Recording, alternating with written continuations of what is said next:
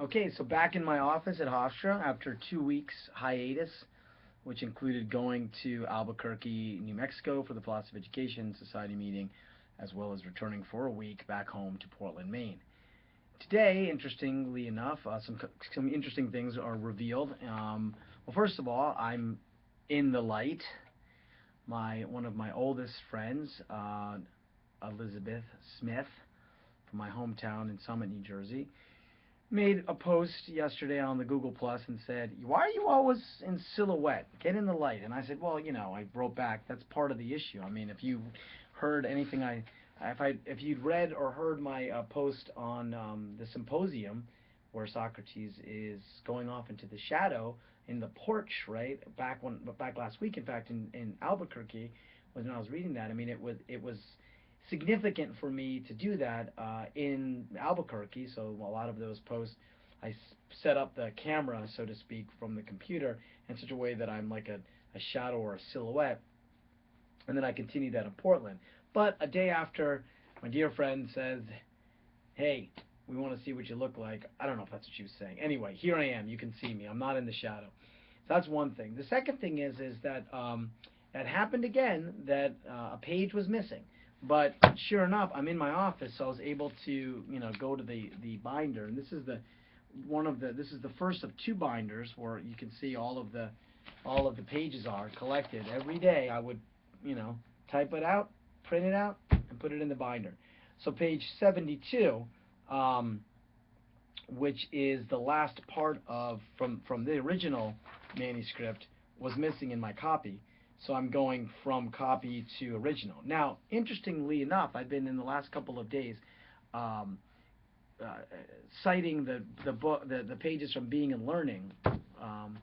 Ultimately became this. And so I've been sort of saying, okay, well, where is this in here? Now, this is interesting because, and I'm sort of glad that I started accounting for that, or making that account. The meditation that was originally written today, in this date, March the 25th, 2004, so 10 years later, March the 25th, 2014, as I commemorate that on that day, the meditation ended with the paragraph that I'll be reading in a moment that begins with passage denotes. When I went to check it in here, that's actually, interestingly enough, where the third chapter ends and the fourth chapter begins. Now, okay, in terms of my own interest, in terms of even what I was just talking about as I came out of the class just this morning with my students, and I was teaching once again 20 years and going, Socrates and the Apology of Plato. Today I offered up Raphael's fresco, The School of Athens, which has become really important piece of sort of visual representation. It's almost iconic for me.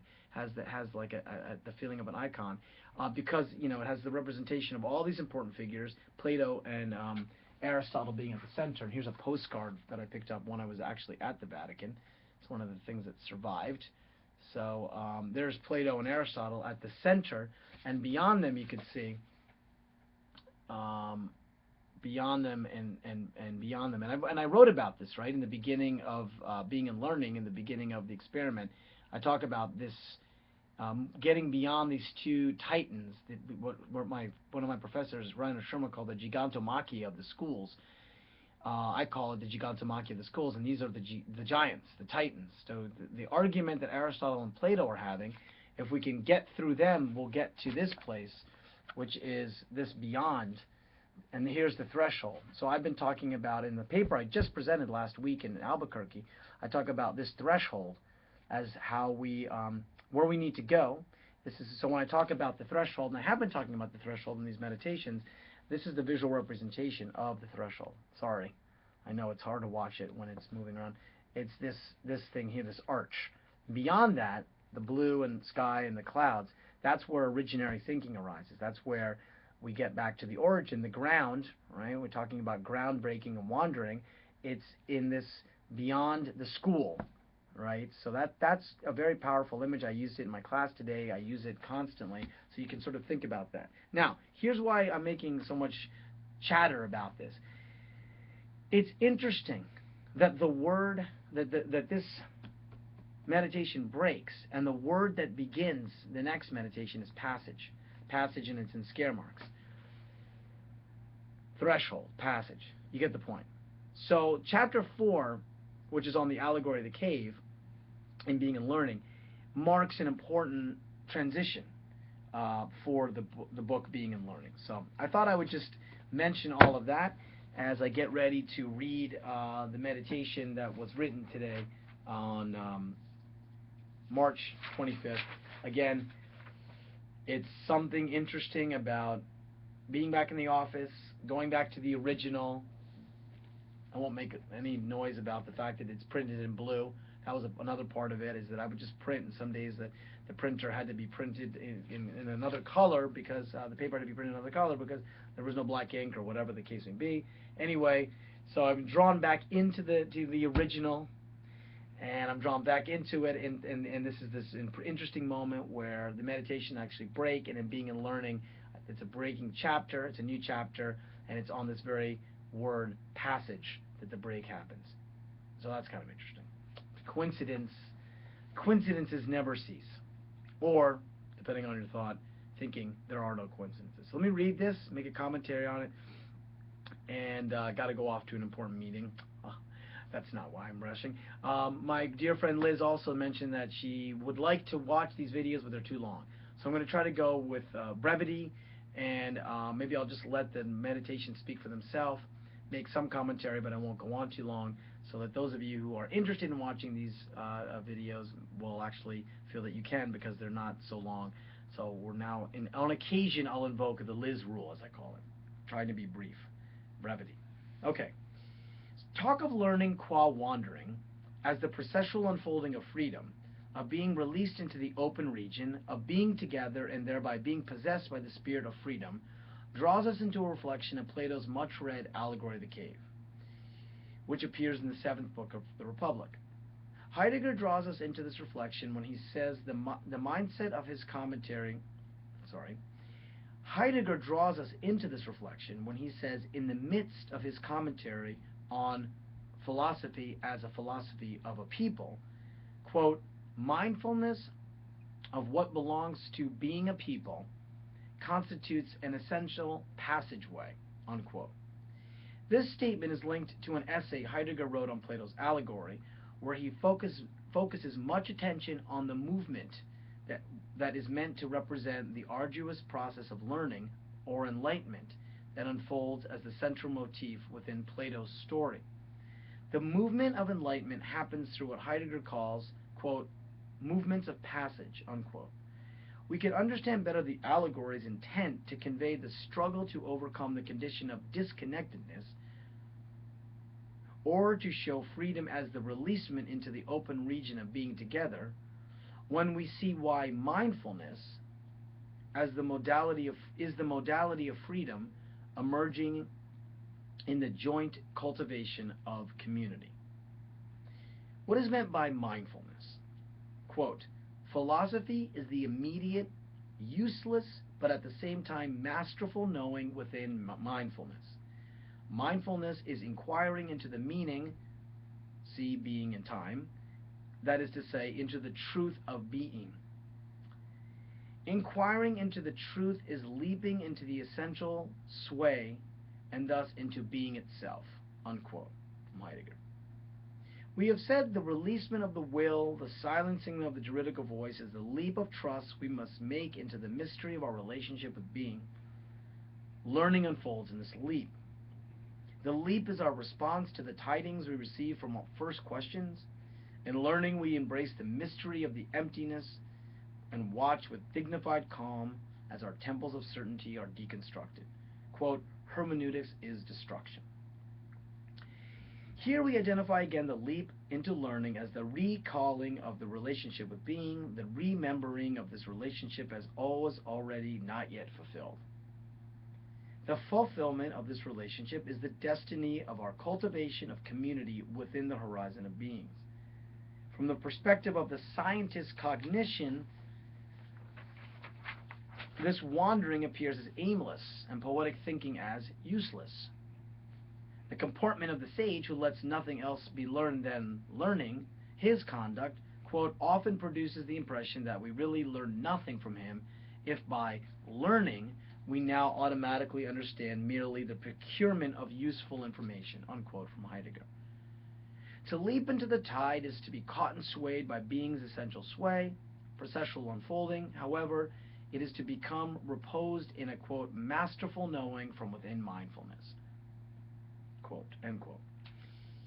Such knowing emerges from thinking in an unconventional, non-domestic, outside the limited confines of the everyday or common. As Arendt put it, quote, the questions raised by thinking, and which it is in reason's very nature to raise, questions of meaning, are all unanswerable by common sense, and the refinement of it we call science. The quest for meaning is meaningless to common sense and common sense reasoning, because it is the sixth sense function to fit us into the world of appearances and to make us at home in the world given by our five senses. There we are, and no questions are asked, unquote.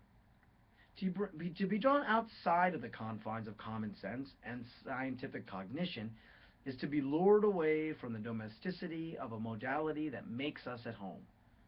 To be drawn into the philosophical wandering, into the sojourn of learning, is to become homeless, and yet to take up residence next to being. To become the neighbor of being is to move along with being. This moving along together through the raising of questions of meaning, through poetic dialogue, begets mindfulness. Mindfulness is the poetic dialogic passage into being, the joint exploration into the meaning of being. It is a useless project that produces no object of value, no commodity to be owned. It is the most meaningful project that cultivates a community, a collective, who are jointly possessed and moved by the spirit of freedom, that captures and throws us into the region of openness. Quote, philosophy is a joining in beings as the conjoining of the truth of being, a conjoining and joined to being, unquote. If mindfulness constitutes an essential passageway, it is because it identifies the modality of poetic dialogue as a give and take between beings that draw them into the event of community. The passage of enlightenment is the path broken on the unstable ground by a dialogue evoked by the offering of the sage. The sage leads the apprentices on the way through this passage. The sage's saying opens the way to the passage by offering the proper gift to the people.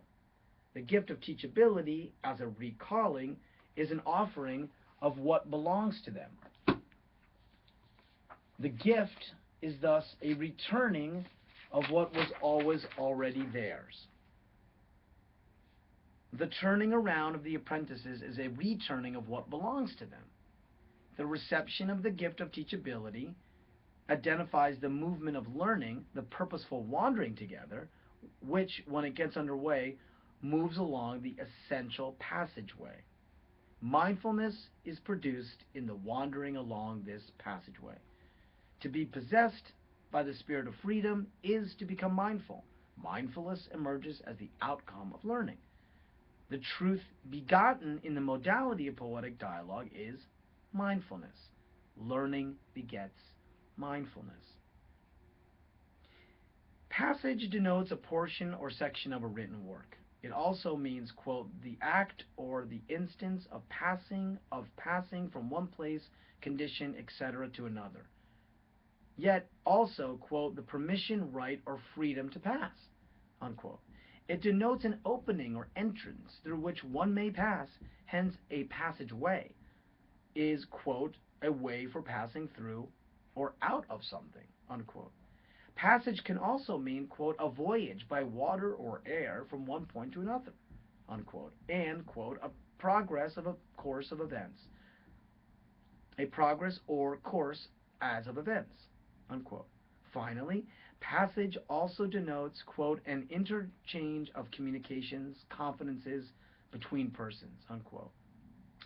Passage captures much of what we have been describing in our exploration of the relationship between being and learning, and it is not surprising to find that the plurality of meaning that flows from this term also captures many of the events which unfold in the multi-layered allegory, the cave.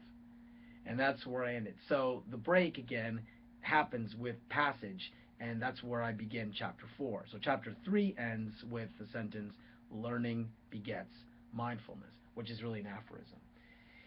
So, yeah, that was sort of an interesting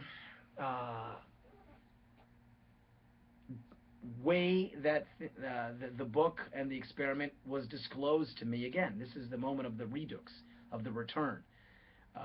That is to say that I went back to the original.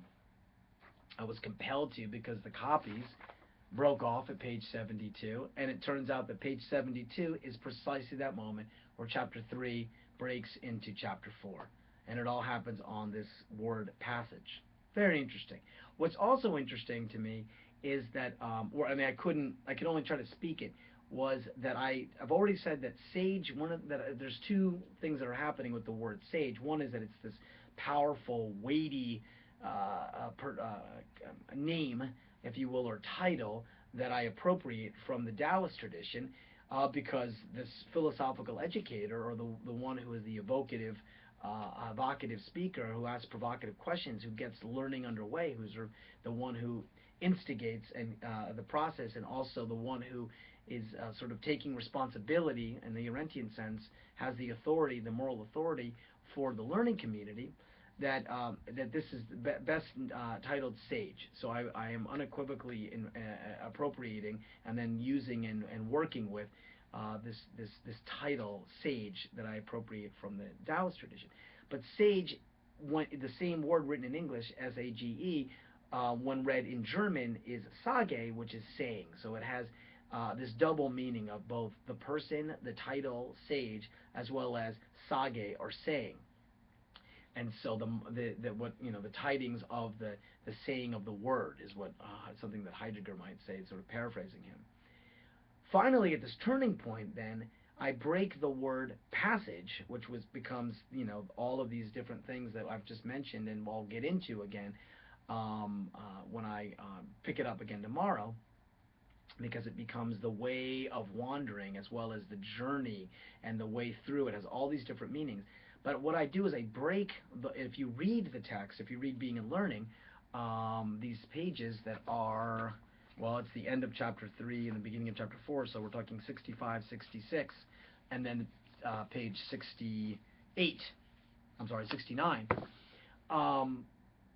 If you read in the text, you'll see that passage gets hyphenated to emphasize sage. And I don't know that this got translated into the book. In fact, I'm pretty sure that it only did maybe a couple times.